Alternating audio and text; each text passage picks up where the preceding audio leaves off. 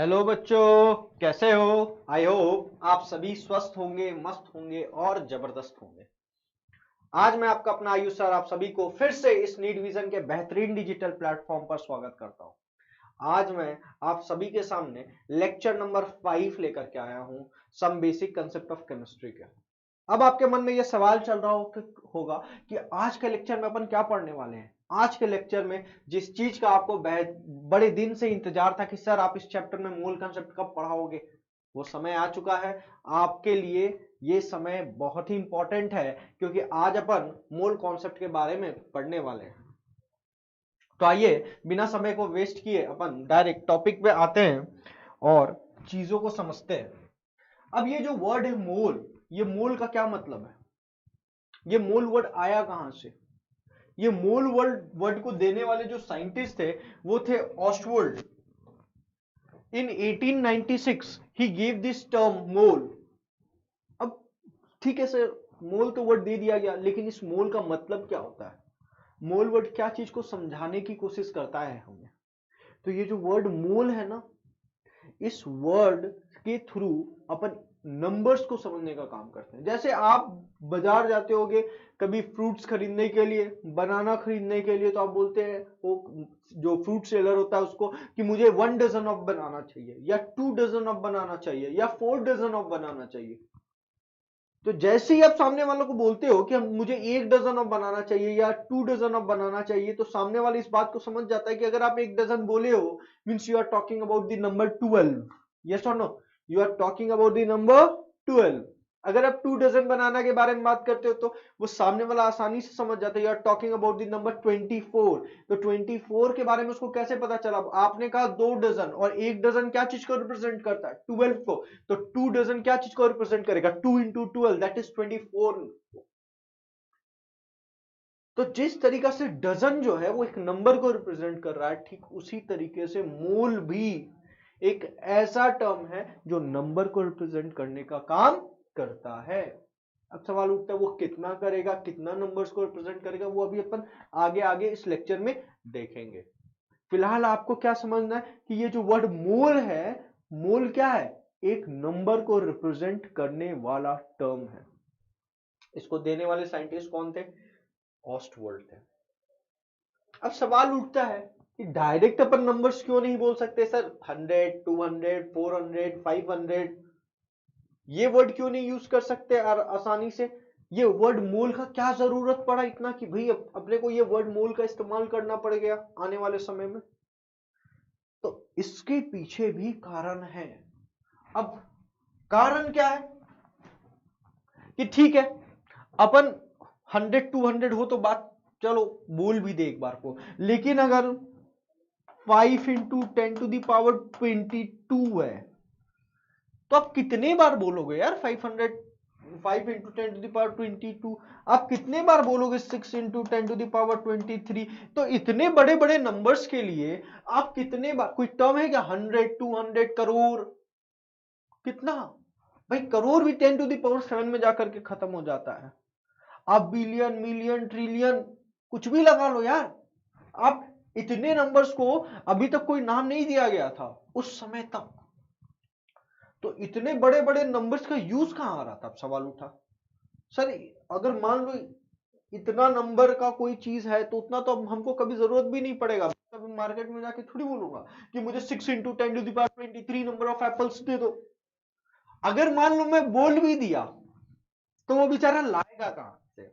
और लाएगा, ले भी आया मान लो और हमें दे भी दिया, क्या करेंगे उतना बड़ा नंबर, इतना सारा एप्पल्स का? जीवन भर भी खाते रहेंगे तो खत्म नहीं होने वाला है। मतलब 1 2 3 4 पीढ़ी तो खा ही लेगा। तो हम लोगों को नॉर्मल जिंदगी में, जनरल लाइफ में इतने बड़े नंबर्स का कभी जरूरत नहीं पड़ता है। लेकिन हुआ क्या केमिस्ट्री में, जब अपन अंदर गए, जब एटम्स के बारे में बात होने लगा, जब मॉलिक्यूल्स के बारे में बात होने लगा, जब उनमें प्रेजेंट सब एटॉमिक पार्टिकल्स जैसे इलेक्ट्रॉन प्रोटॉन और न्यूट्रॉन्स का बात होने लगा, तो देखने को मिला कि वो जो प्रोटॉन है, वो जो इलेक्ट्रॉन है, या वो जो एटम्स है, वो इतने छोटे हैं कि बता नहीं सकते हैं कितने छोटे हैं। अब बोलोगे सर कितने छोटे हैं? अब तुम सोचो कि अपन को वो चीजें नजर आती है, मैंने प्रीवियस लेक्चर में भी डिस्कस किया था इस चीज को, कि अपन को वो चीज नजर आती है जो 1 इंटू 10⁻6 टाइम 16, मतलब जो डस्ट पार्टिकल है, जो सबसे माइन्यूट चीजें हैं, सबसे छोटी चीजें जो आप नजर करते हो ज्यादातर, जो आपके जीवन में आप उसको देखते हो, वो है डस्ट। तो वो जो डस्ट है, वो डस्ट का पार्टिकल्स जो है वो भी आपको तब नजर आते हैं जब वो एक्यूमुलेट हो जाते हैं, और एक्यूमुलेट होकर 1 into 10⁻6 time 6 number of particles एक साथ जब रहते हैं, तब वो हमको जाकर के नजर आते हैं। अदरवाइज अगर वो इससे कम हुए तो हम उन्हें अपने नेकेड आईज से नहीं देख पाएंगे। और अगर हम अपने नेकेड आईज या नॉर्मल आईज से नहीं देख पा रहे हैं, तो सोचो एटम को कहां से देख पाएंगे। एटम तो और भी छोटा होता है। मतलब अगर तुम एक बूंद पानी भी ले रहे हो ना, एक बूंद पानी, 1 ड्रॉप ऑफ वाटर, उसमें भी 10⁻20 18 इस तरीके का number of molecules of water present होते हैं एक ड्रॉप पानी में भी। तो सोचो वहां पर क्या हो रहा है, चीजें इतनी छोटी है, इतनी छोटी है कि अगर आप थोड़ा सा भी ले रहे हो, 1 ड्रॉप भी ले रहे हो, तो चीजें जो नंबर है वो कहां पहुंच जा रहा है, सीधे 10⁻16 10⁻18 10⁻23 10⁻30। अब सोचो इतना बड़ा बड़ा नंबर्स पे पहुंच जा रहा है। बात है तुम छोटी सी भी चीजें ले रहे हो, एक ड्रॉप ऑफ पानी, 1 ड्रॉप ऑफ वाटर भी ले रहे हो, तो भी इतना दूर दूर तक पहुंच जा रहा है। तो अब लोगों को परेशानी होने लगा, साइंटिस्ट ये सोचने लगे कि भाई इतने बड़े बड़े नंबर्स को बार बार अपन कितना बार परेशान करेंगे। तो एक बहुत बड़ा नंबर को एक नाम से डिनोट कर दिया जाए, जैसे कि हमने 12 नंबर को डजन से रिप्रेजेंट किया हुआ है, 100 को 12 नंबर को डजन से रिप्रेजेंट किया हुआ है। तो इतने बड़े के लिए अभी तक कोई नाम नहीं आया था। मान लो 10⁻6 है तो अपन मिलियन बोल देते हैं, billion, sorry million, MILLION, million बोल देते हैं 10⁻6 है तो। लेकिन अब 10⁻23 है, 10⁻30 है, 10⁻40 है, तो ज्यादातर जो देखने को मिला तो 10⁻23, 6 इंटू 10⁻23 को आगे चल करके 1 मोल डिफाइन कर दिया गया। 1 मोल डिफाइन कर दिया गया। और इससे क्या बात निकल करके आए कि 1967 में मोल को यूनिट मान लिया गया।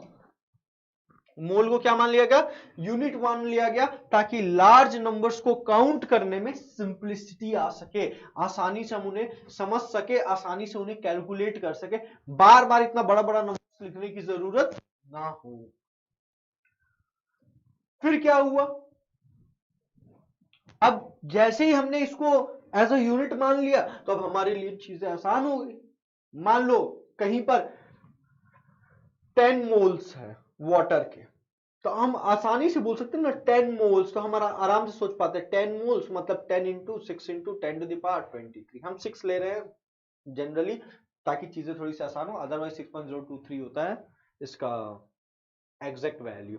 ठीक है, तो जैसे हम बोले 10 मोल्स, तो बोलना बड़ा आसान हो गया, हमारा समझना भी आसान हो गया। मींस अगर कोई सामने वाला बोल रहा है 10 मोल्स, इसका मतलब they are talking about 10 into 6.02 into 10⁻23 number. ये एक नंबर का फिगर उसके दिमाग में बन जाता है। जैसे कोई बोलता है, जैसे कोई बोलता है डजन, तो आपके दिमाग में 12 बन जाता है। ठीक उसी तरीका से अब से आपके दिमाग में जैसे ही कोई बोले 10 मोल, तो आपके दिमाग में ये फिगर होना चाहिए 10 इंटू, अब 1 मोल कितना के बराबर है, 6.023 इंटू 10⁻23 नंबर्स के बराबर है।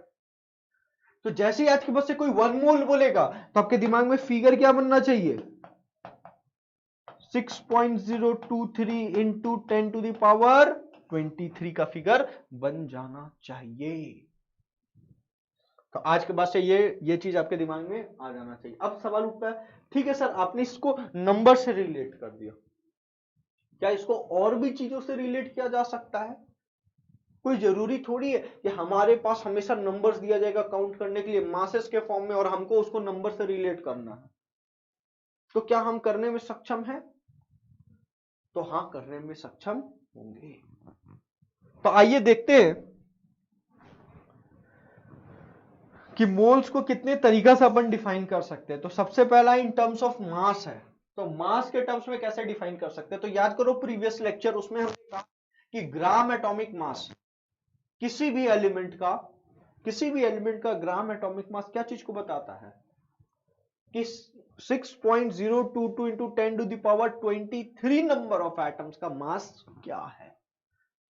6.022 into 10 to the power 23 numbers का मास क्या है। मतलब अगर तुम ध्यान से देखो तो मास और नंबर रिलेट हो गए, और ये जो नंबर रिलेट हो रहा है, ये जो number 6.023 into 10 to the power 23, ये जो नंबर रिलेट हो रहा है, इसी को तो अपन 1 मोल कहते हैं। तो yes, you can connect the mole and mass with each other. How? तो आप नंबर ऑफ मोल्स बड़े आसानी से निकाल सकते हैं bye using the formula mass of the substance in grams divided by the atomic mass और द मॉलिक्यूलर मास। और ये भी किस में होना चाहिए? ग्राम में होना चाहिए। अब बोलोगे सर ये फॉर्मूला कहां से आया? ये फॉर्मूला यूनिटरी मेथड से आप आराम से निकाल सकते हो। कैसे?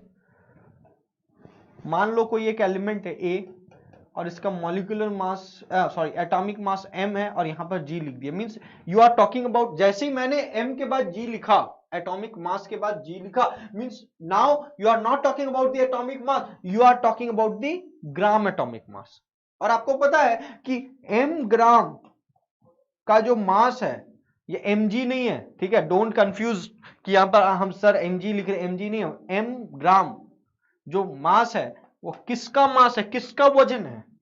वो 6.022 into 10 to the power 23 number of atoms का वजन है। याद आ रहा है? प्रीवियस क्लास में हमने पढ़ा था किसका वजन है? 6.022 into 10 to the power 23 number of atoms का ये वजन है, m ग्राम। ये mg मत समझना, बार बार मैं बोल रहा हूं, ठीक है, इसको मैं ब्रैकेट में लिख देता हूं। तो अगर मान लो तुमको पता है कि ये किसका वजन है, इसका, और इसको अपन ने क्या डिफाइन किया है? 1 मोल। तो अगर कोई बोले 1 मोल क्या होगा, तो उसके एटॉमिक मास के बराबर होगा। अगर 1 मोल किसके बराबर होगा? उसके एटॉमिक मास के बराबर होगा। तो बोलेगा इतना वेट है, मान लो W वेट है, तो W वेट में कितना मोल्स होगा? तो 1 ग्राम में कितना मोल्स होगा? 1/m। तो W ग्राम अगर आपको दे दे कोई, बोले इतना वजन है, इसमें बताओ कितना नंबर ऑफ मोल्स है, तो आप आराम से बता सकते हैं कि 1 ग्राम में 1/m, तो W ग्राम में W/m। और ये W क्या हो गया? गिवन मास हो गया ऑफ द सब्सटेंस। ये जो मास ऊपर में लिखा हुआ है वो क्या है? वो given mass of the substance. और ये m क्या था? ये m उसका एटॉमिक मास था। अगर वो एटम है तो, और अगर मॉलिक्यूल होगा तो अपने को मॉलिक्यूलर मास लेना होगा। लेकिन याद रखना, ये जो सब्सटेंस होना चाहिए ऊपर, उसका भी यूनिट ग्राम में होना चाहिए, और जो नीचे लिख रहे हो एटॉमिक मास या मॉलिक्यूलर मास, उसका भी यूनिट ग्राम में होना चाहिए। तो यहां से क्या समझ में आया कि आप इतने आसानी से मोल और मास को भी रिलेट कर सकते हो। तो अगर आपसे कोई पूछेगा मोल का यूनिट क्या है, तो बोलना यूनिट लेस है। ये मोल क्या होते हैं? Unit less. क्यों? ऊपर भी ग्राम, नीचे भी ग्राम, ग्राम ग्राम कैंसिल। और सीधी सी बात है ना, ये मोल ये मोल क्या चीज को रिप्रेजेंट करने का काम कर रहा है? नंबर्स को। और नंबर का कोई यूनिट थोड़ी होता है। अब हम बोलेंगे 1 मिलियन, 1 मिलियन का यूनिट क्या है? कुछ नहीं। 1 मिलियन का कुछ यूनिट थोड़ी हो सकता है। 1 मिलियन तो बस एक नंबर को रिप्रेजेंट कर रहा है, that is 10 to the power 6। उसी तरीका से ये भी यूनिट लेस होता है, लेकिन इस नंबर को आप मास के थ्रू भी रिलेट कर सकते हो। आई होप आपको समझ में आ गया होगा। And the next in terms of numbers, numbers में तो कोई शक की बात है ही नहीं, कोई गुंजाइश है ही नहीं। You know it very well कि आपको पता है कि आप चाहो तो इस तरीका से इसका भी फॉर्मूला डिराइव कर सकते हो। कैसे? कि 1 मोल में, अब ये जो नंबर है ना 6.023 इंटू 10 टू द पावर 23, इसको Na से डिनोट किया जाता है, because this was given by the Avogadro. This number was proposed by Avogadro. नाम ऑस्टवर्ल्ड द्वारा आया, लेकिन एग्जैक्ट नंबर्स किसने कैलकुलेट करके दिया? अवोगाड्रो ने। इसीलिए इसका नाम क्या रखा गया? Na, या N for number and A for Avogadro. तो आप देखो एक मोल में एन नंबर्स है, तो अगर आपको किसी का नंबर दे दे कि नहीं मेरे पास इतना सारा नंबर्स है, कोई भी नंबर दे दे 12 इंटू 10⁴ ऐसा नंबर दे दे और तुमको बोले कि बताओ इसमें कितना नंबर ऑफ मोल्स है, तो आप क्या करोगे, इतने एनए में एक मोल, तो एक में एक एटम या एक उसका जो नंबर है, मान लो एनए नंबर ऑफ एटम्स में एक मोल है, अपन एटम लेकर के चल रहे हैं, एनए नंबर ऑफ एटम्स में उसका एक मोल है, तो एक एटम का में कितना मोल आप डिफाइन कर सकते हो 1/Na, और जो भी नंबर दिया हुआ मान लो n नंबर में n नंबर ऑफ एटम्स में कितना मोल होता है, n से मल्टीप्लाई कर देंगे तो फॉर्मूला क्या निकल जाएगा n/Na, वो जो n है वो यही है नंबर ऑफ एटम्स और मॉलिक्यूल्स, और वहीं Na क्या है, दिस एवोगाड्रो नंबर। तो आप इसको याद रट्टा नहीं मारना अपने को, बस एक बार जान लेना कि कैसे निकल करके आ रहा है। एक मोल में Na नंबर ऑफ एटम्स, तो एक एटम में कितना मोल, तो 1/Na, तो n नंबर ऑफ एटम्स में कितना, तो n/Na हो जाएगा। अब सवाल है क्या ये जो वर्ड है ये सिर्फ एटम और मॉलिक्यूल्स और आयंस के लिए लगता है क्या, नहीं, कोई भी बहुत छोटा चीज हो माइक्रोस्कोपिक लेवल पे या उससे भी छोटा इलेक्ट्रॉन माइक्रोस्कोपिक लेवल पे, जस्ट लाइक इलेक्ट्रॉन प्रोटॉन्स, वहां पर भी आप इस टर्म मोल को इस्तेमाल कर सकते हो। Even you can also talk about the, it is not necessary that for microscopy, but you can also use it for the general purpose also, but generally we do not want such a large number, इतना जरूरत ही अपने को आज तक नहीं पड़ता है, तो इसीलिए अपन यूज नहीं करते हैं। अब मान लो आप कमाते हो 1000 हो, लाख हो, तो फिर करोड़ों की बात कर रहे हो कि आज 1 करोड़ रुपया किसी को देना, भाई तुम्हारे पास है ही नहीं तो तुम दोगे कैसे यार किसी को, तो उसका यूज ही नहीं पड़ता है जनरली, तो इतने लार्ज नंबर का हमको जरूरत ही नहीं पड़ता है कि कुछ काम आ सके जनरल लाइफ में। तो ऐसा नहीं कि अपन जनरल लाइफ में यूज नहीं कर सकते, पड़ता नहीं है, जरूरत पड़ेगा तो कर लेंगे, ठीक है। तो ये दो तरीके थे। अब सवाल उठता है ये जो Na बराबर 6.022 इंटू 10⁻23 आया कहां से, तो एक मशीन होता है, एक इंस्ट्रूमेंट होता है मास स्पेक्ट्रोमीटर, इसका काम क्या होता है, इसका काम होता है मास को पता करना। कैसा मास को, एटम का मास को, तो मशीन के द्वारा मास को पता किया गया, किसका मास को पता किया गया, the mass of C12 isotope of the atom, एक एटम का मतलब मास ऑफ वन एटम पता किया गया, ऑफ व्हाट, C12 आइसोटोप। मैं फिर से बोल रहा हूं मास ऑफ वन एटम, फिर बहुत जन के मन में आ रहा होगा सर 12 ग्राम क्यों नहीं लिख दे, अरे भाई ये मास ऑफ वन एटम है इन ग्राम्स, इन ग्राम्स क्या आया 1.9228 इंटू 10⁻⁻23 ग्राम। अब सुनना, अब अगर C12 आइसोटोप है तो एक बताओ ये एक एटम का मास आ गया आपका, ठीक है। अब अगर अपन देखें कि अगर अपने को मास पता है कि 12 ग्राम में कितना नंबर ऑफ एटम्स होगा वो निकालना है, तो कैसे निकालेंगे, तो 1 ग्राम बराबर 1.9228 इंटू 10⁻⁻23 नंबर ऑफ एटम्स हो गया, क्योंकि इतना ग्राम में एक एटम, तो 1 ग्राम में कितना 1/, इतना नंबर ऑफ एटम्स, तो 12 ग्राम में कितना होगा, 12 से डिवाइड दे दो, यहां पर देखने को मिला कि 12 ग्राम में 6.023 into 10⁻23 number of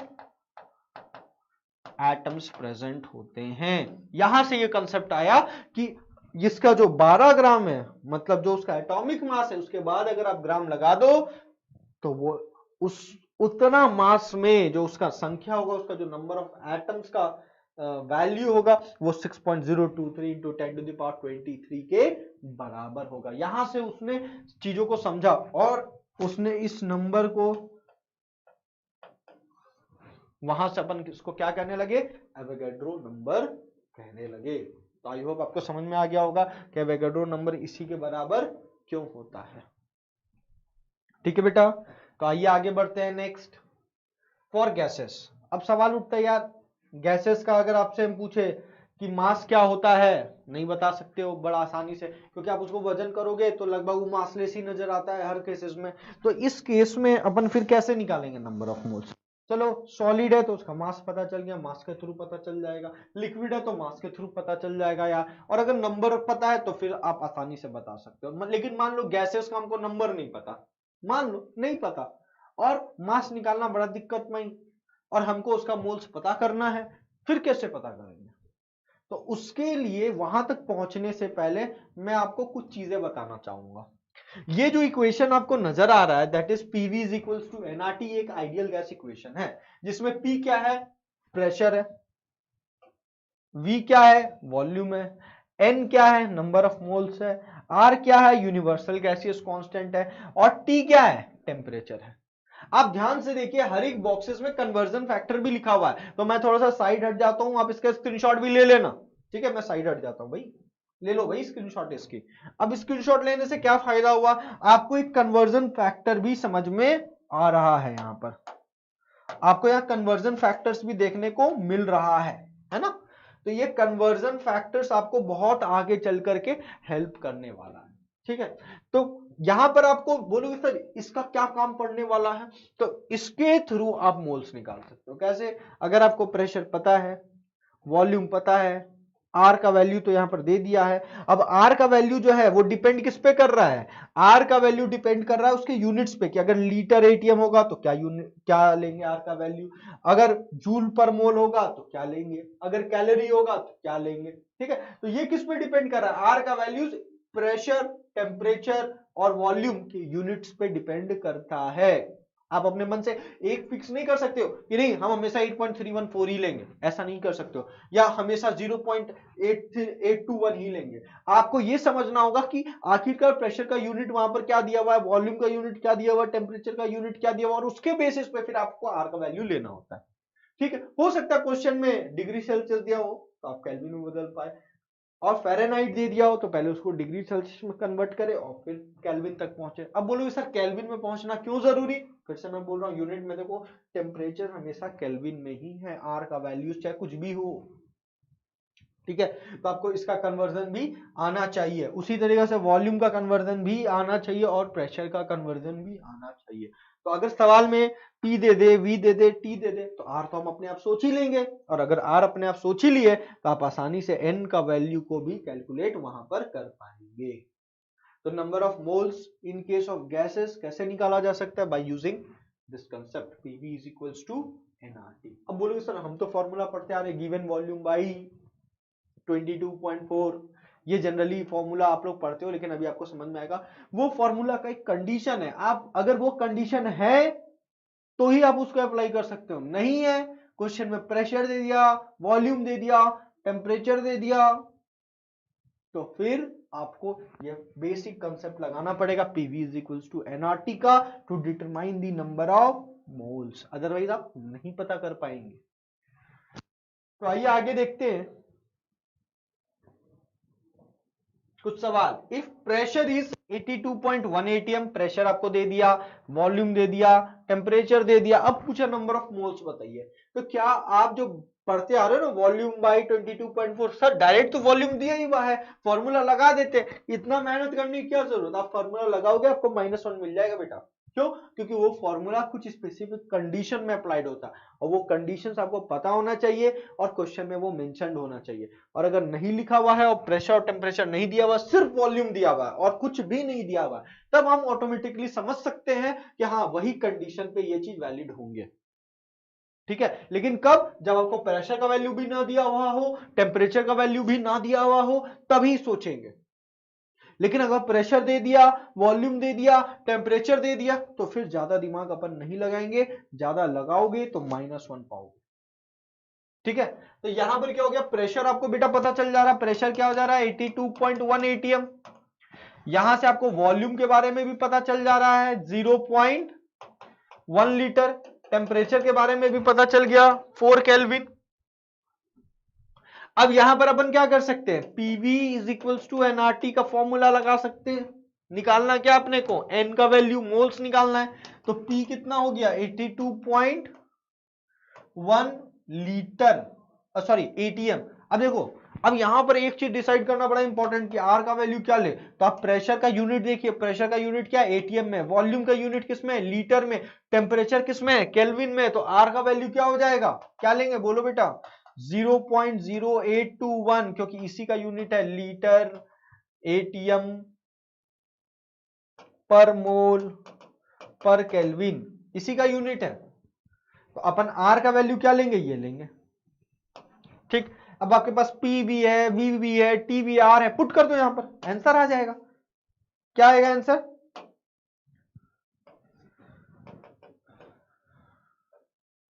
82.1 into 0.1 is equals to n into 0.0821 into 400। तो यहां से आप आराम से n का वैल्यू निकाल सकते हो, 821 इंटू 0.1 डिवाइडेड बाई 0.0821 इंटू 400। यहां से आप n का वैल्यू बहुत ही आसानी से निकाल सकते हो, और बाकी सॉल्व करना बड़ा ही आसान है। ठीक है, तो चाहो तो मैं सॉल्व कर देता हूं, कोई बड़ी बात। 10 टू द पावर 4 हो जाएगा, नीचे से हटाओगे तो ये और ये 2 जीरो के साथ ये 10 टू द पावर 4 कट गया, ये और ये भी कट गया, बच क्या गया 1/4। 1/4 इज इक्वल टू क्या हो जाएगा 0.25। आई होप आपको समझ में आ गया होगा नंबर ऑफ मोल्स का कंसेप्ट कि कैसे निकालेंगे फॉर दी गैसेस। अगर आपको कोई भी प्रेशर या कोई भी टेम्परेचर दिया हुआ है तो हाँ, अब आप जो फॉर्मूला पढ़ते आ रहे हो वो कब लगाएंगे वो भी समझेंगे, लेकिन कुछ कंडीशन है पहले उसको समझेंगे। कुछ ऐसे जनरल कंडीशन है, कहीं पर बहुत बार लिखा हुआ मिलेगा एसटीपी, तो पहले ये समझिए एसटीपी होता क्या है। STP standard temperature and pressure को कहते हैं। ठीक, अब स्टैंडर्ड टेम्परेचर एंड प्रेशर में क्या होना चाहिए, प्रेशर आपका 1 बार होना चाहिए, टेम्परेचर आपका 273 केल्विन, या कहीं इसको अपन ऐसा भी लिख सकते हैं 0 डिग्री सेल्सियस। तो या तो 0 डिग्री सेल्सियस होना चाहिए या 273 केल्विन टेम्परेचर होना चाहिए, और साथ ही साथ प्रेशर कितना होना चाहिए 1 बार। ठीक है, अब लेकिन बहुत पुराने समय में या बहुत पुरानी किताबें पढ़ोगे तो वहां पर 1 एटीएम लिखा हुआ रहता है प्रेशर, और टेम्परेचर लिखा हुआ रहता है 273 केल्विन या 0 डिग्री सेल्सियस। लेकिन इसको सुधार किया गया और एनसीईआरटी में भी इसको अपडेट कर दिया गया कि प्रेशर क्या होना चाहिए 1 बार होना चाहिए, और टेम्परेचर क्या होना चाहिए 273 केल्विन होना चाहिए। ठीक है, अब आपको एक फॉर्मूला नजर आता है वॉल्यूम नंबर ऑफ मोल्स का, कि गिवन वॉल्यूम डिवाइडेड बाय 22.4। ये फॉर्मूला बहुत बार देखते होगे और लिखा हुआ भी रहता है। ये फॉर्मूला आपको तब लगाना है जब एसटीपी दिया हुआ हो, लेकिन मैं आपको बताना चाहूंगा कि अगर आप इस फॉर्मूला को देखे हो, पढ़े हो, तो आप समझ लो ये गलत है, क्योंकि कंडीशन लिखा हुआ है उसके हिसाब से यहाँ 22.4 से डिवाइड नहीं होना चाहिए, उसके हिसाब से यहां पर 22.7 होना चाहिए। अब क्यों होना चाहिए, देखो मैं प्रूफ कर रहा हूं अपनी बात को, ऐसे हवा में बात नहीं कर रहा हूं। यहां पर प्रेशर 1 बार दे दिया है, तो P अगर 1 बार दे दिया तो इसको आप पास्कल में बदल सकते हैं 10 टू द पावर 5 पास्कल लिख करके। टेम्परेचर क्या दे दिया है 273 केल्विन दे दिया है। ठीक है, तो आप पहले चेक कर लो कि इस प्रेशर और इस टेम्परेचर पे वॉल्यूम का क्या वैल्यू आ रहा है। ठीक है, और नंबर ऑफ मोल्स 1 मान लो कि 1 मोल का वॉल्यूम हमको कैलकुलेट करना है। ठीक, 1 मोल का कैलकुलेट करना, तो n बराबर 1, t बराबर दिस, p बराबर दिस। अब बताओ r का वैल्यू क्या लेंगे। अब यहां पर प्रेशर किस में, ऐसा यूनिट में है, ऐसा यूनिट में है, तो ऐसा यूनिट में इसका क्या हो जाएगा 8.314। ठीक है, जूल पर मोल पर केल्विन। ठीक है, यूनिट्स बड़ा इंपॉर्टेंट होता है, याद रखना फिजिकल केमिस्ट्री में यूनिट्स बड़ा इंपॉर्टेंट है, तो यूनिट्स को ध्यान रखना, जूल पर मोल पर केल्विन। तो बोले सर इसको रटेंगे क्या, रटना कुछ नहीं है बेटा, पीवी क्या है, एक तरीका का एनर्जी है। अब इसका यूनिट क्या हो गया, थोड़ा सा फिजिक्स में आप यूनिट एंड डायमेंशंस पढ़े होंगे, इसका यूनिट क्या हो गया जूल। अब ये एन आ जाएगा नीचे, और ये टी आ गया नीचे, और यहां से आर का यूनिट निकल जाएगा। एन का क्या यूनिट होता मोल, टी का जल्दी से बोलो, टी का केल्विन, तो ये हो गया आर, तो ये हो गया जूल पर मोल पर केल्विन।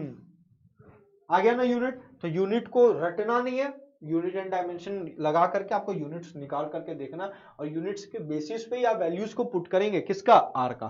तो जैसे ही आप यहाँ पर यूनिट्स के बेसिस पे आर का वैल्यू पुट करेंगे तो आपका 10⁵ इंटू वी, और एन के जगह पे आ जाएगा 1, और हो गया 8.314, और टी के जगह लिखना 273, और आप इन सबको जब आप कैलकुलेट करेंगे तो वी का वैल्यू आएगा 22.7 लीटर्स। और जैसे 22.7 लीटर्स आता है यहां पर वॉल्यूम, तो ये बात को बतलाता है कि 1 मोल ऑफ गैस कितना वॉल्यूम ऑक्यूपाई करेगा, 22.7 लीटर्स। लेकिन कहां पर, याद रखना कंडीशन, एट एसटीपी। कहां पर बेटा, एट एसटीपी। तो यहां पर 1 मोल 22.7, तो 1 लीटर कितना मोल हो जाएगा, 22.7 से डिवाइड हो जाएगा, और वी लीटर्स में v बाई 22.7 होना चाहिए। मतलब आपको पता चल गया कि v लीटर्स में कितने मोल होंगे, v बाई 22.7। तो आप जो लगाते हो 22.4, ये गलत है। क्लियर है। अच्छा सवाल है कि फिर 22.4 कब यूज किया जाता है। तो 22.4 उस समय लिया जाता था, 22.4 उस समय लिया जाता था जब प्रेशर को 1 atm माना जाता था और टेम्परेचर को 273 केल्विन। तब अगर आप प्रेशर 1 atm पुट करेंगे, टेम्परेचर 273 केल्विन पुट करेंगे, तो आप क्या करना, 0.0821 लिखना आर का वैल्यू, क्योंकि एटीएम लीटर में जब भी रहेगा यूनिट प्रेशर का एटीएम में होगा, तो वॉल्यूम जो लीटर में निकालना होगा उसके लिए आपको यूनिट आर का वैल्यू क्या लेना होगा, 0.0821। आप उसको पुट करना, तो वहां पर जो v का वैल्यू निकल करके आएगा वो 22.4 आएगा। तो एसटीपी तो डिफाइन होता ही नहीं है 1 एटीएम के लिए, एसटीपी डिफाइन होता है 1 बार के लिए।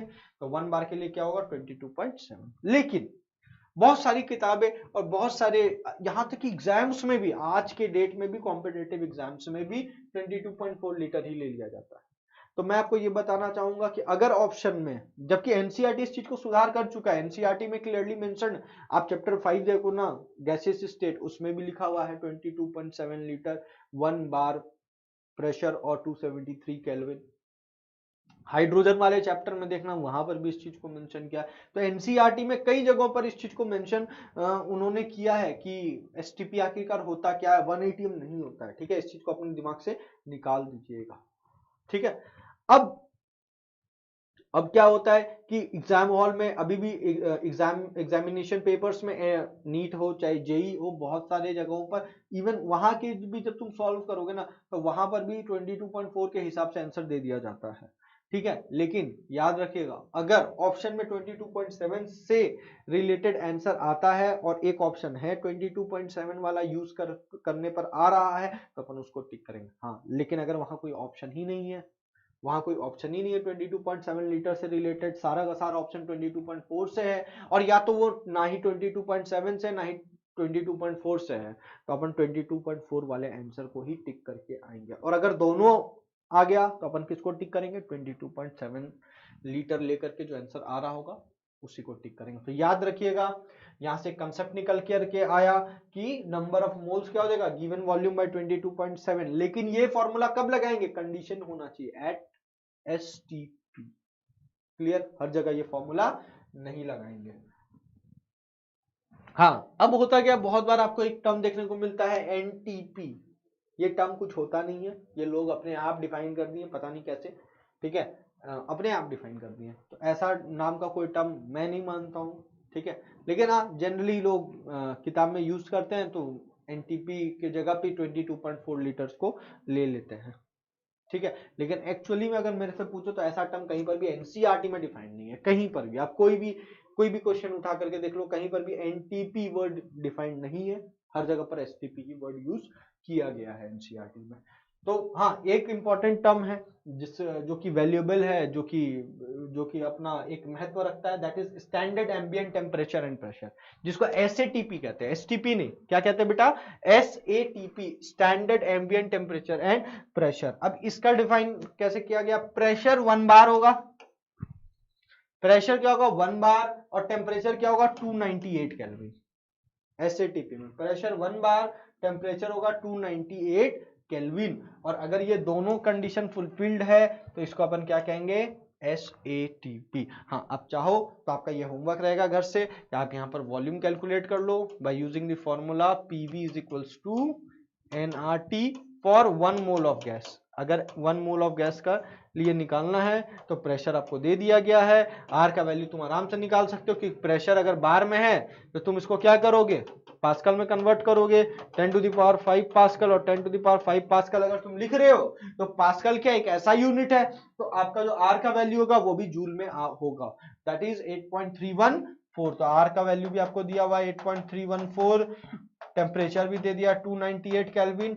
और ये आपका होमवर्क रहेगा कि आप यहाँ पर वॉल्यूम को क्या करोगे, कैलकुलेट करोगे। नेक्स्ट क्लास में इसका आपका आंसर बताऊंगा, ठीक है, फिर अपन चेक कर लेंगे कि आपका कैलकुलेशन सही है कि नहीं। प्रोसेस तो आपको पता ही है और वैल्यूज भी पता है, बस अब दिक्कत होगा तो शायद कैलकुलेशन में होगा, तो वो आपको सुधार करना है, ठीक है।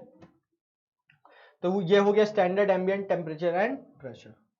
अब मैं आपके सामने ब्रह्मास्त्र लाने वाला हूं। ये जो ब्रह्मास्त्र है ना मोल का, ये मोल का ब्रह्मास्त्र है। मतलब ब्रह्मास्त्र इसको कहते हैं, ऐसा अस्त्र जिसके सामने कोई ना टिके। तो ये एक ऐसा अस्त्र है जिसके सामने कोई भी मोल का क्वेश्चन आएगा, वो सारे के सारे मोल्स के क्वेश्चन फटाक देने से बन जाएंगे, एकदम तुरंत बन जाएंगे बिना कोई टेंशन के। कैसे? क्योंकि ये ब्रह्मास्त्र जब भी आप लॉन्च करोगे तो आपको सिर्फ एक चीज आना चाहिए। जैसे अब बच्चे क्या करते हैं, जनरली सारे फॉर्मूलास को रट्टा मार लेते, given volume by molecular mass, given mass by molecular mass, given volume by 22.7। मान लो आपने याद कर लिया, लेकिन अगर बाय चांस भूल गए तो मैं इस पूरे चैप्टर में सिर्फ यूनिटरी मेथड को लगाऊंगा विदाउट यूजिंग एनी फॉर्मूलास। आपने देखा होगा कि मैंने जो भी फॉर्मूलास आपको लिखा है उसका डेरिवेशन भी आपको समझाया, और वो डेरिवेशन आया कहां से, वो यूनिटरी मेथड से आया। तो अगर आप यूनिटरी मेथड को कमांड कर लेते हो तो सारी चीजें आपके लिए ऑटोमेटिकली आसान हो जाएगी। तो यहां पर देख लो, यहां पर मैंने लिखा मोल्स, तो यहां पर 1 मोल लिख लो, यहां 1 मोल लिख लो, ब्लैक पेन से लिख देता हूं ताकि चीजें नजर आए। यहां 1 मोल लिख लो। तो ये जो 1 मोल है, ये आपको जो साइन दिख रहा है ना इधर इधर, इसका मतलब क्या होता है समझ लेना, ये इक्वल्स टू को रिप्रेजेंट कर रहा है। ये इक्वल्स टू को रिप्रेजेंट कर रहा है, ये बता रहा है 1 मोल जो है वो इतना नंबर्स के बराबर होता है। फिर 1 मोल मास के बराबर है, लेकिन मास कौन सा, तो मास कौन कौन सा है, अगर एटम है तो एटॉमिक मास होगा, याद रखिएगा। मॉलिक्यूल है तो मॉलिक्यूलर मास होगा, लेकिन किसमें, in grams, in grams. Ion है तो आयोनिक मास होगा, और आयोनिक मास जो होता है वो एटॉमिक मास के बराबर ही होता है। कारण, मान लो Na है, उसका मास 23 ग्राम है, और Na प्लस का बोलेगा मास क्या होगा, तो Na प्लस का मास भी 23 ग्राम ही होगा। कारण, तुमने एक इलेक्ट्रॉन को निकाल दिया तो कोई फर्क नहीं पड़ने वाला है, कारण एक इलेक्ट्रॉन का मास ना के बराबर होता है, ना के बराबर, नेग्लिजिबल होता है, ठीक है। तो एक इलेक्ट्रॉन को निकालने पर या एक इलेक्ट्रॉन आ भी गया तो भी उसके ग्राम एटॉमिक मास पे कोई डिफरेंसेस नहीं पड़ने वाला है। वहां पर जो न्यूट्रल एटम का मास है 23 ग्राम, वही Na प्लस का भी मास होगा 23 ग्राम। जैसे Cl का 35.5 है तो Cl माइनस का भी 35.5 ही अपने को लेना है, ठीक है। तो यहां से आपको मास का कंसेप्ट समझ में आ गया। तो 1 मोल अगर एटम है तो एटॉमिक मास के बराबर होगा, अगर मॉलिक्यूल है तो मॉलिक्यूलर मास के बराबर होगा, अगर आयंस है तो आयनिक मास के बराबर होगा, और आयनिक मास एटॉमिक मास के बराबर ही होता है, ठीक है। अब यहां पर देखो नंबर से कैसे रिलेट करेंगे, तो नंबर तो यही रहेगा, अगर एटम है तो लिख दो 6.022 into 10 to the power 23 atom. Molecule है तो यही नंबर, फिर मॉलिक्यूल। आयन है तो फिर यही नंबर, और फिर क्या लिखना होगा अपने को, आयंस लिखना होगा। अब बात करें मोल और वॉल्यूम कैसे रिलेट करते हैं, तो ये जो मोल और वॉल्यूम है, ये रिलेशन हमेशा गैसेस के लिए ही एप्लीकेबल होता है, सॉलिड और लिक्विड के लिए एप्लीकेबल नहीं होता है। पहला पॉइंट ये याद रखना, ओनली फॉर गैसेस।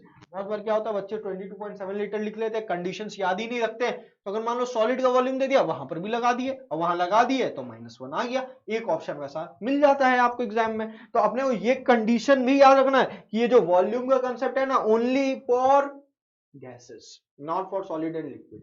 अब बोलिएगा सवाल में अगर सर वॉल्यूम दे दिया, कोई लिक्विड है या सॉलिड है, तो आपको उस सवाल में डेंसिटी भी दिया हुआ होगा, और आपको मास तक वहां से पहुंचना पड़ेगा, और फिर मास से आप मोल तक पहुंचोगे। ठीक है, आपको लग रहा होगा सर ये बड़ा लेंदी जा रहा है, लेंदी कुछ नहीं है, आपको बस यूनिटरी आना चाहिए। अभी आप सॉल्व करोगे मेरे साथ क्वेश्चन को तो देखना आपको बड़ा मजा आएगा। ठीक है, तो ये बस इक्वेशंस है।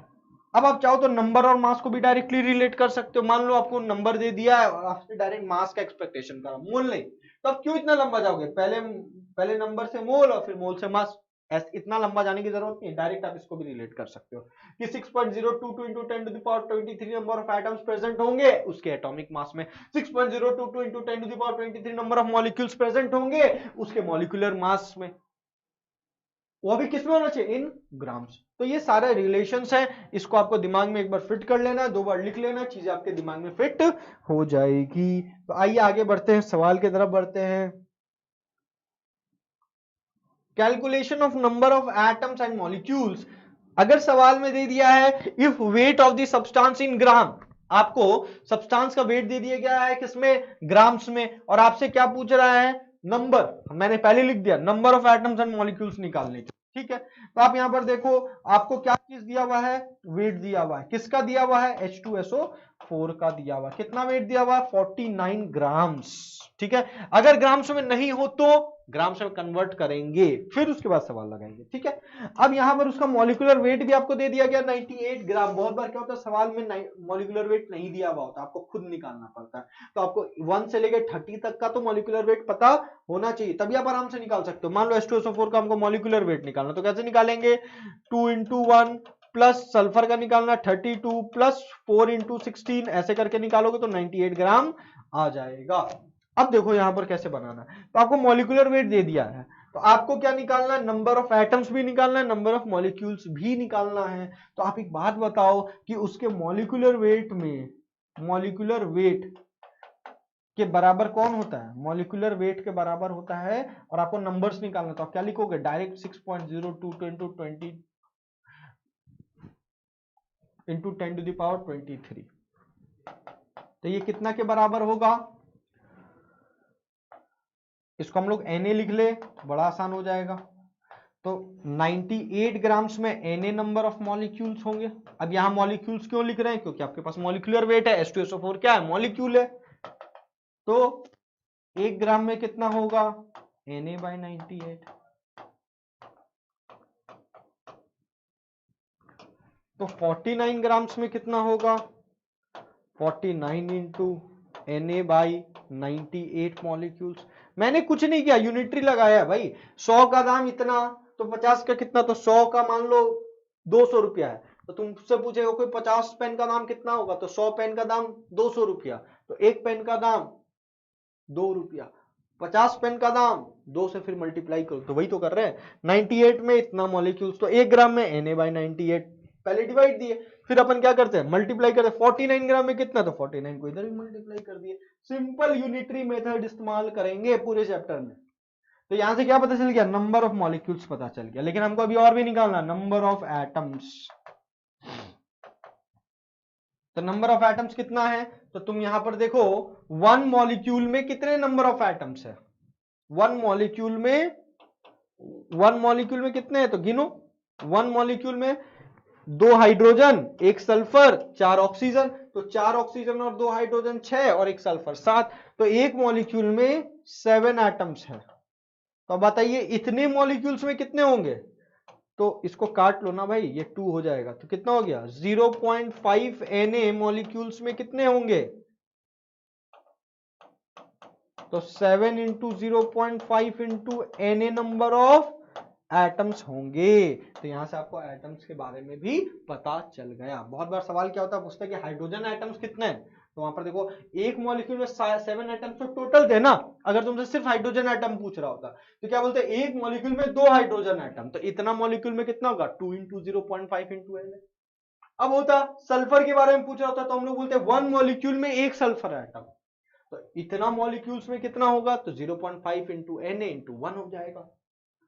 एक मॉलिक्यूल में 4 ऑक्सीजन एटम, तो इतना number of molecule 0.5 into Na number of molecules में कितना एटम्स होगा, तो 4 into 0.5 into Na number of atoms होगा। तो आप बड़े आसानी से एटम्स और मॉलिक्यूल्स निकाल सकते हैं अगर आपको डेटा पता है तो, और ब्रह्मास्त्र का यूज करना है। ठीक है, तो आइए आगे बढ़ते हैं। Calculation of the number of atoms and molecules if the volume of the gas is given. Yes, अगर गैस दिया हो तब आप वॉल्यूम का कंसेप्ट लगा सकते हो, और अगर कुछ नहीं लिखा हुआ है, जैसे 5.6 लीटर ऑफ CH4 लिख दिया है और आपको एटम्स और मॉलिक्यूल्स निकालना है और कुछ नहीं लिखा हुआ है, तो याद रखना है आपको, आप STP ही आपको समझना है। ठीक है, तो आप यहां पर देखो 5.6 लीटर्स ऑफ CH4 गैस दे दिया है, तो अपन क्या करेंगे, अपने को एक रिलेशन पता है, 22.7 लीटर्स ऑफ CH4 गैस में कितना एटम मॉलिक्यूल्स होगा CH4 का, क्योंकि CH4 एक मॉलिक्यूल है ना, तो हमेशा बड़ा से छोटा की तरफ जाएंगे। जब भी एटम निकालने बोलेगा तो डायरेक्ट एटम पे नहीं कूद जाएंगे, पहले मॉलिक्यूल्स निकालेंगे, फिर मॉलिक्यूल से हम लोग अपन एटम्स के बीच में रिलेशन निकाल लेंगे। ठीक है, तो यहां पर CH4 है, तो 22.7 लीटर्स में कितना होगा, Na नंबर ऑफ मॉलिक्यूल्स होंगे। बोलो कोई दिक्कत नहीं। तो 1 लीटर्स में कितना होगा, Na by 22.7, तो 5.6 लीटर्स में कितना होगा, तो 5.6 divided by 22.7 into Na number of molecules होगा। तो यहां से आपको मॉलिक्यूल्स के बारे में पता चल गया। अब इसके बाद अगर आपको नंबर ऑफ एटम्स निकालना है तो क्या करेंगे, तो एक मॉलिक्यूल में देखेंगे कि कितना नंबर ऑफ एटम्स है CH4 में, तो देखो 4 तो हाइड्रोजन और 1 कार्बन, तो टोटल कितना नंबर ऑफ एटम्स हो गया, 5 एटम्स हो गए। अब तुमसे पूछेगा इतना नंबर ऑफ मॉलिक्यूल्स में कितना, तो 5.6 divided by 22.7 into Na molecule में 5 into 5.6 into 22.7 number of atoms निकल के आ जाएंगे। अब इसी क्वेश्चन में अगर हाइड्रोजन के बारे में पूछता है कि कितना नंबर ऑफ हाइड्रोजन एटम होता, तो हम एक निकाल के दिखला देते हैं कि 1 मॉलिक्यूल में कितने हाइड्रोजन एटम, 4 हाइड्रोजन एटम, तो इतने में कितना होगा 5.6 divided by 22.7 into Na number of molecules में। बड़ा ही आसान है, देखो यूनिटरी लगा रहे हैं, इसके अलावा हम कुछ और नहीं लगा रहे हैं। Atoms of hydrogen, I hope you got it, समझ में आ गया होगा आपको अच्छा से एक एक बात। ठीक है, कि वॉल्यूम दिया हुआ हो तो number of atoms and molecules कैसे निकालेंगे। नेक्स्ट,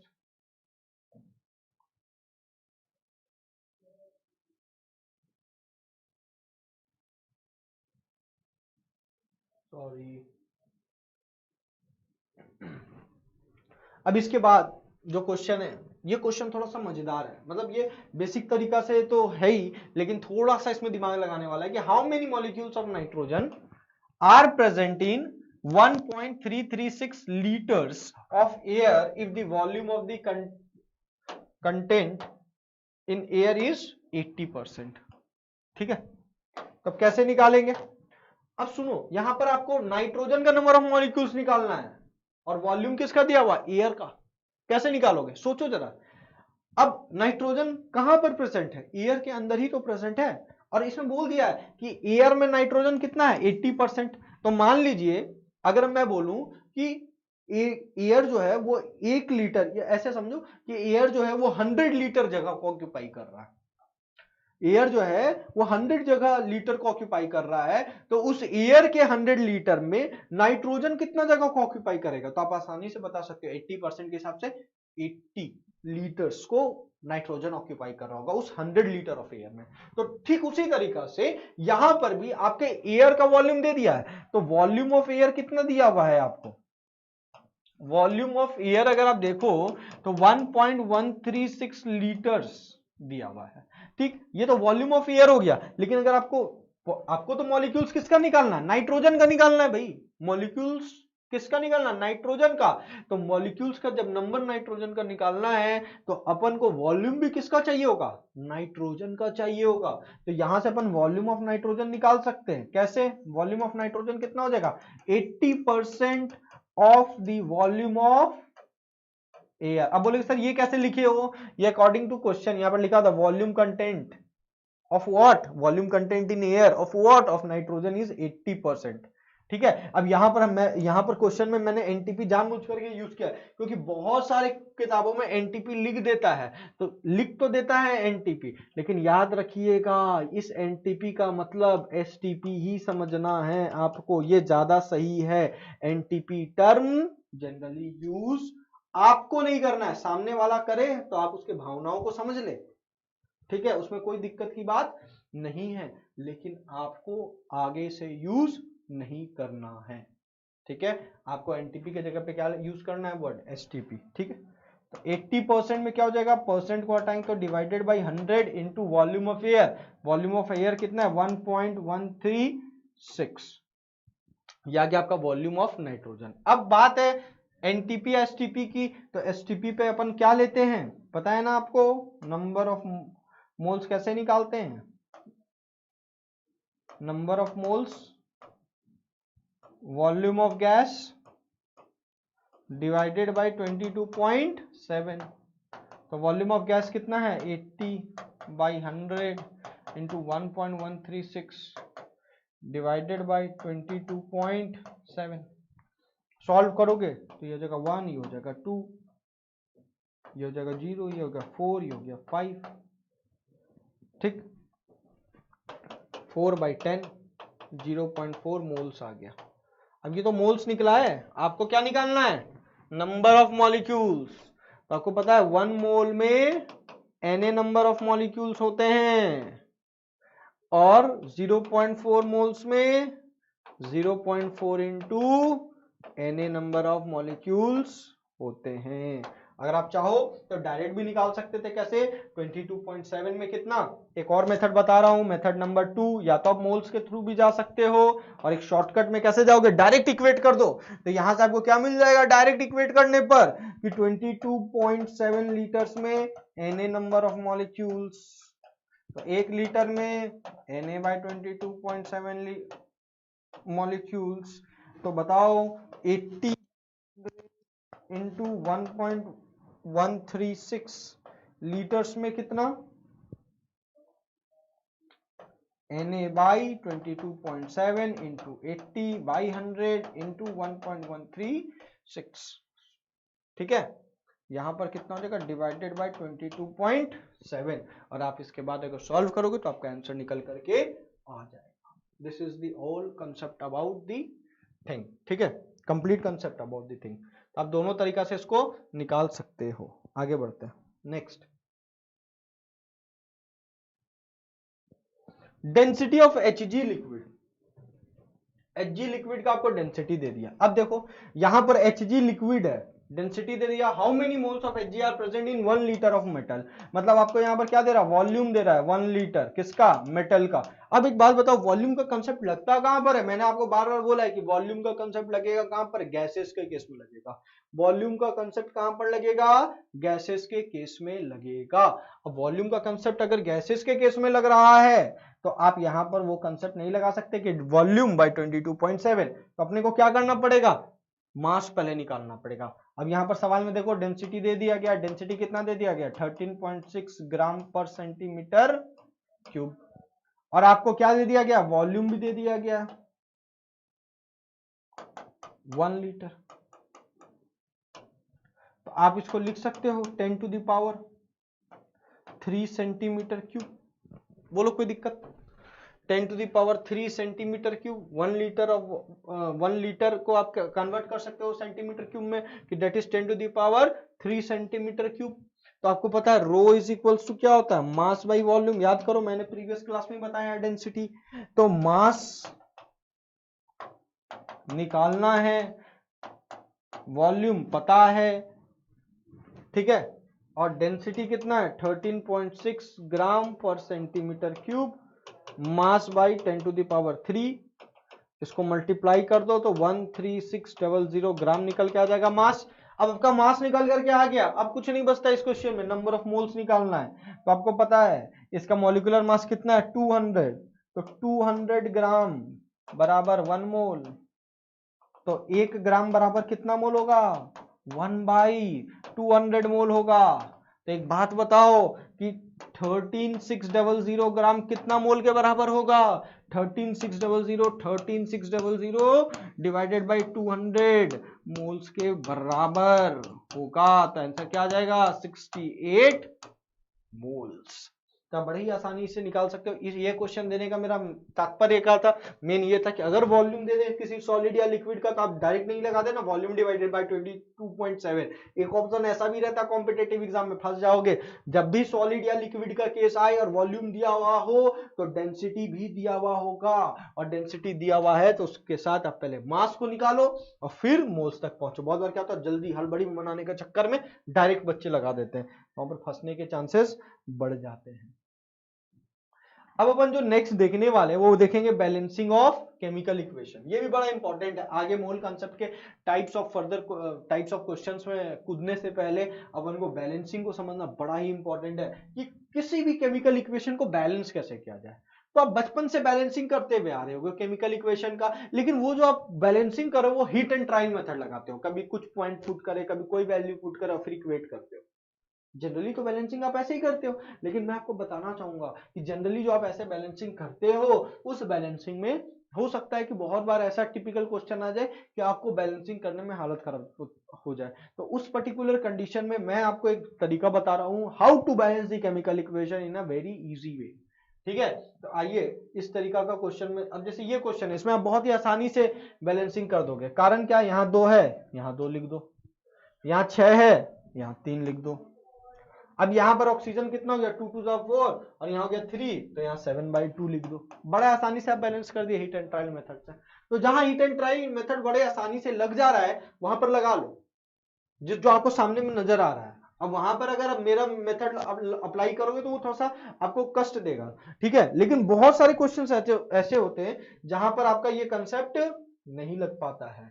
जैसे मैं आपको एक क्वेश्चन दिखलाता हूं, ये भी बड़े आसानी से बैलेंस हो जाएगा, इसमें कोई दिक्कत की बात नहीं है। जैसे यहाँ आयरन 1 है, यहाँ आयरन 2 है, तो यहाँ 2 लिख दो। यहाँ सल्फर कितना है 1 और यहाँ सल्फर कितना हो गया 2 2 4, तो ये हो गया 4। अब यहाँ ऑक्सीजन कितना हो गया 3 और यहाँ हो गया 4, तो यहाँ लिख दो 7/2। तो यहाँ पर भी आप हिट एंड ट्रायल मेथड से बड़े आसानी से सवाल को लगा दिए, तो कोई दिक्कत की बात नहीं है। लेकिन इसके बाद जो क्वेश्चन आएगा ना, वो अभी इसके बाद आएगा एक और KClO3 वाला। अब यहां पर देखो Cl2 plus KOH plus KCl plus KClO3 plus H2। अब ये जो क्वेश्चन है, अब इसमें तुम हिट एंड ट्रायल मेथड लगाओगे तो क्या होगा देखना दिक्कत आएगी। अब तुम यहाँ पर 1 K है, यहाँ 2 K है, तो यहाँ पर तुम जैसे ही 2 लिखोगे तो K तो 2 हो गया। अब क्लोरीन कितना है 2, अब यहाँ क्लोरीन भी 2 है ऑलरेडी। अब यहाँ पर H कितना है 2, H भी 2 है। लेकिन अब ऑक्सीजन यहाँ पर कितना है 3 और यहाँ ऑक्सीजन कितना है, यहाँ 3 और 1 4 और यहाँ ऑक्सीजन कितना है। तो अब आप इसको घर पे हिट एंड ट्रायल मेथड लगाना, देखना आपको दिक्कतें आएंगी, ठीक है। तो इस तरह के जब इक्वेशंस में फंस जाओ तब क्या लगाना है, तब उसके लिए मैं आपको बैलेंस करना सिखाता हूं, how to balance the chemical reaction. तो आपको सबसे पहले क्या लिखना, कुछ वेरिएबल्स लिख देना सबके आगे। तो मान लो मैंने इसके आगे लिख दिया A, ये ब्लैक पेन ले लेता हूं थोड़ा नजर ज्यादा अच्छा से आएगा। इसके आगे लिख दिया A, इसके आगे लिख देना B, इसके आगे लिख देना C, इसके आगे यहां पर रेड ले लेता हूं या व्हाइट ले लेता हूं, इसके आगे लिख देना C, इसके आगे लिख देना D, इसके आगे लिख देना E, ठीक। अब ये जो वेरिएबल्स लिख दिया, इसके बाद आपको इक्वेशंस फॉर्म करने होंगे, ठीक है। इक्वेशंस कैसे फॉर्म करोगे, जैसे इधर क्लोरीन कितना आ रहा है LHS साइड में, इक्वेशन के LHS साइड में क्लोरीन कितना है 2 × 8। अब उसके RHS साइड में भी क्लोरीन उतना होना चाहिए बैलेंस के अनुसार। अगर आप बैलेंस रिएक्शन लिख रहे हो तो इक्वेशन के दोनों साइड में नंबर ऑफ एटम सेम होने चाहिए। और ये बैलेंसिंग क्यों करते हैं, ताकि law of conservation of mass को अपन क्या कर सके, फॉलो कर सके। तो यहां पर क्लोरीन कितना हो जाएगा, देखो तो राइट हैंड साइड में C × 1 दैट इज C। अब यहां पर भी क्लोरीन है एक, C + D, एक इक्वेशन बन गया। दूसरा इक्वेशन क्या बनेगा B का, तो ये हो गया एक इधर B है और यहां पर क्या हो जाएगा C + D। ऑक्सीजन कितना हो गया B, यहां ऑक्सीजन कितना हो जाएगा 3D + E, 3D + E, मतलब 2 इक्वेशन 3 इक्वेशन। और B × H तो क्या हो जाएगा B, क्योंकि यहां पर हाइड्रोजन क्या कितना है 1 और यहां पर हाइड्रोजन कितना है 2E, तो अब इक्वेशन कितना बन गया 4। अब और कोई इक्वेशन यहां पर नहीं बन सकता है। तो अब मेरा यहां पर एक कंसेप्ट समझना, मैथमेटिक्स का कंसेप्ट है, बड़ा ही साधारण सा कंसेप्ट है। अगर आपके पास दो वेरिएबल्स होते तो आपको दो इक्वेशंस भी चाहिए ताकि आप उसको सॉल्व कर सको। मिनिमम 2 इक्वेशंस की आपको जरूरत पड़ती है। लेकिन यहां पर ध्यान से देखो, यहां वेरिएबल्स आपका कितना हो गया, A B C D E, मतलब टोटल वेरिएबल्स हो गए 5। इसका मतलब आपको इक्वेशंस कितना चाहिए होगा, 5, और यहाँ इक्वेशंस कितना है, 4।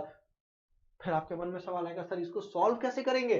तो इसको सॉल्व करने के लिए आपको एक किसी वेरिएबल का वैल्यू को मानना पड़ेगा, कुछ भी एक साधारण सा वैल्यू मान लो। तो मैं अगर यहाँ पर b को 1 मान लूं, तुम किसी को भी मान सकते हो, लेकिन हमेशा मानते हो कि ये ध्यान रखना है कि जिसके मदद से आप और भी बहुत सारे वैल्यूज को तुरंत तुरंत तुरंत तुरंत निकाल पाओ। थोड़ा देखने ही पे समझ में आ जा रहा है। देखो b 3 जगह पे इक्वेट हो रहा है, अब b से e निकल जाएगा, फिर e और b मिल करके d निकाल देंगे, तो इससे चीजें थोड़ी सी आसान हो जा रही है। इसलिए मैंने b को मान लिया 1, तो b को 1 मान लिया, तो e का वैल्यू क्या आ जाएगा, सीधे आ गया हाफ। कैसे, b के जगह पे 1 पुट करो और ये 2 यहां पर आ जाएगा। अब उसी तरीका से अब b का वैल्यू को इक्वेशन 3 में पुट करो और e का वैल्यू को भी इक्वेशन 3 में पुट करो, तो क्या आएगा, b का इक्वेशन हो जाएगा 1 into 3 into D plus half. इसको उठा के इधर ले आओ, तो ये हो गया हाफ 3 इंटू डी, तो d का वैल्यू क्या आ जाएगा, 1/6। ठीक, तो आपको d का वैल्यू भी पता चल गया, b का वैल्यू भी पता चल गया। अब फिर इस d का वैल्यू को जो निकाले हो उसको यहां पर इक्वेशन 2 में पुट करो, और b का वैल्यू आपको पता ही है 1, तो 1 is equals to c plus 1/6। अब आप इसको सॉल्व करो इधर ले जा करके, तो आपका आ जाएगा 5/6 c का वैल्यू। अब आपको c का वैल्यू भी पता चल गया, d का वैल्यू भी पता चल गया, तो आप a का वैल्यू आराम से निकाल सकते हो। कैसे निकालोगे a का वैल्यू, तो 2 into a is equals to c, तो c बराबर क्या हो गया, c बराबर हो गया 5/6 प्लस, अब आपको निकालना है d का वैल्यू। d का वैल्यू आपको पता है 1/6, तो a का वैल्यू क्या आ जाएगा, 1/2। तो आप बड़े ही आसानी से यहाँ पर सारी चीजों की वैल्यूज को प्रिडिक्ट कर पाओगे अगर आप इस मेथड को लगाते हो तो। नेक्स्ट बढ़ते हैं आगे।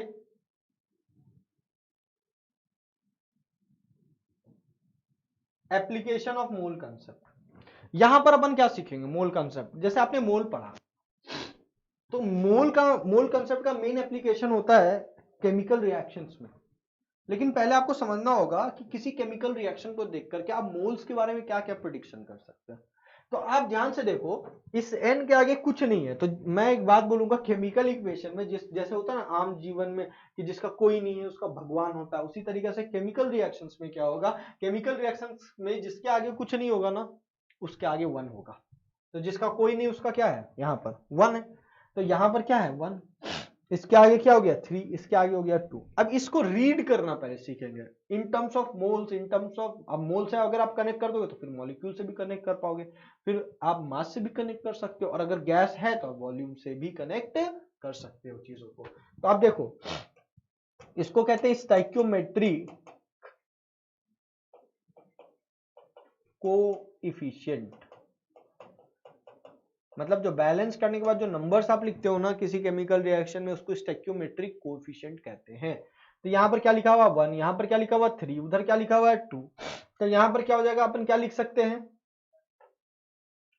1 mole reacts with 3 mole produces 2 moles of ammonia. ऐसे ऐसे इसको पढ़ेंगे, कैसे पढ़ेंगे, 1 mole of nitrogen reacts with 3 mole of hydrogen produces 2 moles of NH3 that is ammonia। इसको हम और किस किस तरीके से पढ़ सकते हैं, इसको हम लोग ऐसा ही पढ़ सकते हैं, Na molecules of nitrogen reacts with 3 into Na molecules of hydrogen gives 2 into Na molecules of ammonia। ऐसा भी पढ़ सकते हैं, क्यों, क्योंकि मोल्स और मॉलिक्यूल के बीच में क्या रिलेशन है, 1 mole is equals to Na number of molecules. आप चाहो तो इसको ऐसा भी लिख सकते हो, Na कैंसिल हो गया हर जगह, आप इसको ऐसा भी पढ़ सकते हो, 1 molecule of nitrogen reacts with 3 molecule of hydrogen gives 2 molecule of ammonia. ऐसा भी पढ़ सकते हो, क्योंकि Na तो हर जगह Na को कैंसिल कर दो। आप चाहो तो इसको मास के टर्म से ही पढ़ सकते हो, 28 ग्राम, वाई, 1 मोल ऑफ नाइट्रोजन का मास कितना के बराबर होगा? उसका मॉलिक्यूलर मास के बराबर होगा। और उस नाइट्रोजन में कितने एटम्स है? 2, और एक का मास कितना? 14। तो N2 का मास कितना हो जाएगा? 2 इंटू 14 दैट इज 28। तो 1 मोल ऑफ N2 बराबर 28 ग्राम। तो यहाँ 3 इंटू 2 3 मोल है। तो एक मोल का मास कितना है हाइड्रोजन का? 2 ग्राम। तो यहाँ 3 इंटू 2 तो कितना हो जाएगा? 6 ग्राम। यहाँ एक का है 17 तो 2 का कितना हो जाएगा? 34 ग्राम। ऐसे भी रिलेट कर सकते हो। तो बहुत बार क्या होगा, किसी एक चीज का वैल्यू दे दिया जाएगा और आपको किसी और का वैल्यूज पूछ सकता है, तो आप आसानी से यूनिटरी लगा करके बता सकते हो। लेकिन पहला इक्वेशन जो आप फॉर्म करोगे वो हमेशा आप इसी तरीका से फॉर्म करोगे, after balancing the chemical reaction. ठीक है, इसके बाद आपके पास A B B C C D D बना रहा है। ठीक है, अब आपको मान लो हम एक निकाल के बता रहे हैं, उसी तरीके से आप घर पे बी का वाई मान करके निकालना, सी का जेड मान करके निकालना और डी का कुछ एल मान लेना। ठीक है, तो यहां से पहले एक इक्वेशन बनाओ, एक जनरल इक्वेशंस क्या क्रिएट हो रहे हैं, जनरल इंफॉर्मेशन क्या मिल रहा है इस केमिकल रिएक्शन से, कि a mole of A reacts with B mole of B gives C mole of C and also gives D mole of D। बोलो इसमें कोई दिक्कत नहीं। अब यहां पर बेटा क्या होगा कि अगर आपसे हम बोले कि X मोल ऑफ A कितना B बनाएगा, कितना B का उसको जरूरत होगा, कितना C बनाएगा और कितना D बनाएगा, तो हम कैसे निकालेंगे? तो A मोल B मोल से रिएक्ट कर रहा है, तो A mole 1 mole of A कितना चाहिए उसको? B by A mole of B चाहिए। C कितना चाहिए? C by A mole of C बनाएगा। D कितना बनाएगा? D by A mole of D बनाएगा। तो अगर मेरे पास X मोल ऑफ A है तो उसको B की कितनी जरूरत होगी? तो X mole of A requires B by A into X mole of B produce C by A into X mole of C produce D by A into X mole of D। आ रही बात समझ में? तो X मोल को इतना B चाहिए, इतना C बनाएगा। तो आप इस कंसेप्ट को देखो, मैंने कुछ नहीं किया, वही यूनिटरी लगाया। एक A mole of A requires B mole of B, तो एक मोल को कितना चाहिए? तो B बाई A। तो X मोल को कितना चाहिए? B by A into X। उसी तरीके से फिर इसको अपन ने इसके साथ इक्वेट किया, कैसे? A मोल C मोल बना रहा है, तो एक मोल कितना बनाएगा? C by A। X मोल कितना बनाएगा? C by A into X। उसी तरीके से फिर इसको A को D से, मतलब जो इंफॉर्मेशन आपको दिया गया उसी का यूज करके बार बार उसको अलग अलग रिएक्टेंट और अलग अलग अलग प्रोडक्ट के कॉन्स्टिट्यूएंट से आपको क्या करना? इक्वेट कर करके वैल्यूज को लाना है, जिस प्रकार से मैंने यहां पर लाया है। घर पे तुम इसी को प्रैक्टिस करोगे। बी के जगह पे वाई मोल मान लो दे दिया गया है, फिर कितना ए का जरूरत पड़ेगा बी को, और सी और डी कितना बनाएगा, ये आपका होमवर्क रहेगा। ठीक है बेटा, घर पर प्रैक्टिस करना बड़ा इंपॉर्टेंट है। नेक्स्ट एक टर्म आता है स्टाइक्योमेट्री। ठीक है, अब स्टाइक्योन और ये मेट्रोन वर्ड से मिलकर के बना हुआ है। ये कौन सा टर्म? ये स्टाइक्योमेट्री। ठीक है, ये स्टाइक्योमेट्री कौन कौन से टर्म से मिलकर के बना हुआ है? स्टाइक्योन एंड मेट्रोन। अब ये क्या चीज को बताने का काम करता है? स्टाइक्योन मेट्रोन क्या चीज को बताने का काम करता है? ये बेसिकली ये एक ऐसा कंसेप्ट है जहां पर अपन क्वांटिटेटिवली, मतलब कितना है, नंबर्स में, मास में, वॉल्यूम्स में, कोई भी एलिमेंट कितना वहां पर मौजूद है या वहां पर कितना मॉलिक्यूल्स मौजूद है, वो इस चीज को अपन जहां पर पढ़ते हैं फिजिकल केमिस्ट्री के अंदर, उसको अपन क्या कहते हैं? स्टाइक्योमेट्री। मतलब हम लोग यहाँ पर बेसिकली करते क्या है? क्वांटिटेटिव एनालिसिस करते हैं। क्या करते हैं बेटा? क्वांटिटेटिव। क्योंकि एनालिसिस दो तरीका का होता है केमिस्ट्री में, एक होता है क्वांटिटेटिव एनालिसिस और एक होता है क्वालिटेटिव। क्वालिटेटिव एनालिसिस में अपन क्या पता करते हैं कि कौन कौन सा एलिमेंट का एटम्स प्रेजेंट है किसी मॉलिक्यूल में, और कितना कितना प्रेजेंट है, ये कहां से पता चलेगा? तो ये पता चलता है स्टाइक्योमेट्री के थ्रू। इस ब्रांच में अपन पढ़ते क्या क्या है स्टोइकियोमेट्री में? स्टोइकियोमेट्री में अपन पढ़ते हैं स्टोइकियोमेट्रिक कैलकुलेशंस, मतलब अभी जो हमने इक्वेशंस लिखा था ना, ए बी बी सी सी, उससे आप देख रहे होते एक एक का भी पता चल गया, तो हम बाकी रिएक्टेंट्स और प्रोडक्ट्स के सारे का मोल्स बता सकते हैं, मास बता सकते हैं, वॉल्यूम बता सकते हैं। तो उस स्टोइकियोमेट्रिक कैलकुलेशन में पढ़ते हैं, मोल कॉन्सेप्ट के बारे में स्टोइकियोमेट्री में पढ़ते हैं, लॉज ऑफ केमिकल कॉम्बिनेशन जो अपन ने पढ़ लिया उसको भी स्टोइकियोमेट्री में पढ़ते हैं, और डिफरेंट कंसंट्रेशन यूनिट्स के बारे में भी स्टोइकियोमेट्री में हम पढ़ते हैं। तो एक एक करके अपन जो चीज पढ़ चुके हैं वो तो ठीक है, और जो नहीं पढ़े हैं उसको भी आगे चल करके आगे लेक्चर्स में उसको कंप्लीट करेंगे। तो स्टोइकियोमेट्री का शुरुआत करते हुए, ऐसे तो अपन ने शुरुआत बहुत पहले ही कर दी है, लेकिन मोल्स भी पढ़ लिया हमने, एप्लीकेशन ऑफ मोल कंसेप्ट को भी पढ़ लिया। अब वो जो अभी हमने एप्लीकेशन देखा था, अब उसको लगाने का समय आ चुका है, क्वेश्चंस में अप्लाई करेंगे उसी कंसेप्ट को। तो क्वेश्चंस जो बनते हैं वो डिफरेंट टाइप्स के बनते हैं। तो डिफरेंट टाइप्स में जो फर्स्ट टाइप के क्वेश्चन बनते हैं वो कैसे बनते हैं? वो ऐसे बनते हैं कि जहां पर सिर्फ सिंगल रिएक्टेंट इन्वॉल्व है, कोई रिएक्शन हो रहा है और उस रिएक्शन में कितने रिएक्टेंट इन्वॉल्व है? सिंगल रिएक्टेंट इन्वॉल्व है, और आपको बाकी सब चीजों के बारे में भी पूछ रहा है। तो कैसे बताओगे? तो सबसे पहले इक्वेशन देख करके आपका काम क्या है? आपका काम है एक अपना इक्वेशन फॉर्म करना, वो मोल्स वाला जो अभी हमने बताया एप्लीकेशन में। सबके नीचे में वो इंफॉर्मेशंस को लिखना जो आप अभी सीखे एप्लीकेशन ऑफ मोल्स में। तो आप यहाँ पर ध्यान से देखो, NH3 के आगे क्या लिखा हुआ है? 2 लिखा हुआ है। NH3 के आगे 2 लिखा हुआ है, इसका मतलब हम यहाँ पर क्या लिख सकते हैं? 2 moles of NH3 produces 1 mole of N2 and 3 mole of hydrogen। ठीक है, और ये टूटेगा कैसे? टूटेगा, टूट रहा है तो आग लगाने पर टूटेगा, तो यहाँ पर हीट दे दो। ठीक है, मेनली अभी अपने को कंसेप्ट समझना है यहाँ पर। तो यहाँ पर क्या है कि 2 मोल NH3, 1 मोल नाइट्रोजन और 3 मोल हाइड्रोजन बना रहा है। तो find the mass of the nitrogen produce from 68 gram of NH3। अब देख रहा हूं क्वेश्चन में किसका मास दिया हुआ, किस कंस्टिट्यूएंट का, उसी को हम लोग बाकी सबके साथ इक्वेट करेंगे। तो यहां पर आपको क्वेश्चन में मास दे दिया गया है, तो अपन यहाँ जो मोल्स लिखे हैं इसको मोल को फिर फर्दर किस में कन्वर्ट कर लेंगे? मास में। तो मोल को मास में कैसे कन्वर्ट करेंगे? अब देखो, एक मॉलिक्यूल का NH3 का मास कितना होता है? 17 ग्राम। तो 2 मोल का कितना होगा? तो अपन लिख सकते हैं 34 gram of NH3 produces 28 gram of N2 and 6 gram of hydrogen. Am I right और रॉन्ग? क्यों? क्योंकि एक मोल में हाइड्रोजन का कितना ग्राम? 2 ग्राम। तो 3 मोल में कितना होगा? 6। अब यहां पर देखो, हमको NH3 का मास दिया हुआ है, तो हम इसी को एक बार नाइट्रोजन के साथ इक्वेट करेंगे, एक बार हाइड्रोजन के साथ। तो यहां पर हम पहले नाइट्रोजन के साथ कर रहे हैं। तो 34 ग्राम में कितना ग्राम नाइट्रोजन? 28।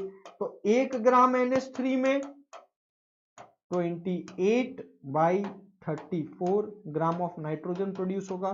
तो 68 ग्राम में वही यूनिटरी लगा रहे हैं, बाकी हम कुछ नहीं लगाएंगे। पूरे मोल कॉन्सेप्ट में इतना बार यूनिटरी का प्रैक्टिस करा देंगे, सारा शॉर्टकट्स वगैरह जो तुम सुनते होगे ना वो सब गुल हो जाएगा बेटा। 28 बाई 34 इंटू 68, कोई शॉर्टकट्स का जरूरत नहीं, कंसेप्ट को फील करना जरूरी है। तो 28 इंटू 2 क्या हो जाएगा? 56 ग्राम ऑफ नाइट्रोजन। ठीक है, ऐसा नहीं कि मैं शॉर्टकट्स नहीं बताता हूं, जहां जरूरत होती है वहां जरूर बताऊंगा, लेकिन इस चैप्टर में इससे ज्यादा शॉर्टकट चीज है ही नहीं। बचपन से तुम यही काम करते आ रहे हो। और तुमने एक डायलॉग सुना होगा ना कि मुझे उससे डर नहीं है कि जिसको तुमने एक बार प्रैक्टिस किया है, मुझे उससे डर है जिसको तुमने 10,000 बार प्रैक्टिस किया है। तो यहाँ पर भी वही कंसेप्ट को लगा रहा हूं। तुमने इस चीज को बचपन से लगाते हो और बचपन से दुकान से कुछ ना कुछ सामान लेते हुए आ रहे हो, है ना?